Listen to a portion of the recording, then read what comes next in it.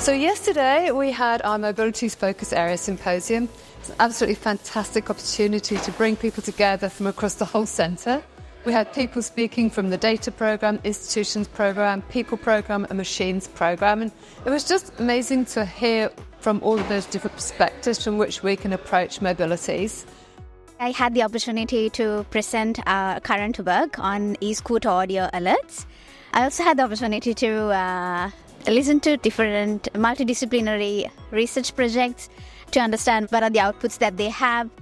A big highlight for me was listening to Miguel's talk, where he was talking about the experiences of older adults and mobilities inside their home and different mobilities devices and their relevance to that important demographic.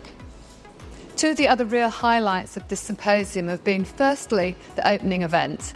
We've been very fortunate this week to have had special guests from ERIB in the Torres Strait Island who have been our co-researchers on mapping the digital gap. That's ERIB Meram woman Lala Gutchin and Nixon Mai, both of whom have been here for the First Nations panel at the beginning of the event and also for the screening of End of the Line, which is a film featuring Lala and Nixon about their experience of connectivity on ERIB, as well as their cultural practices of fishing and going out on sea and land country out in the Torres Strait.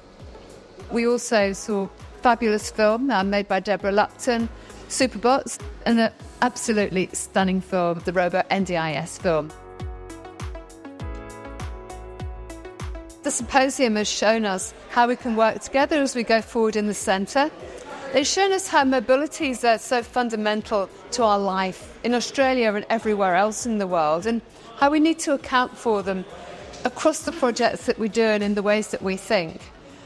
We are working on different contexts, but I feel that we have the same goal of making the values of people improved or enhanced in legal aspects, in technological aspects, or in social science aspects.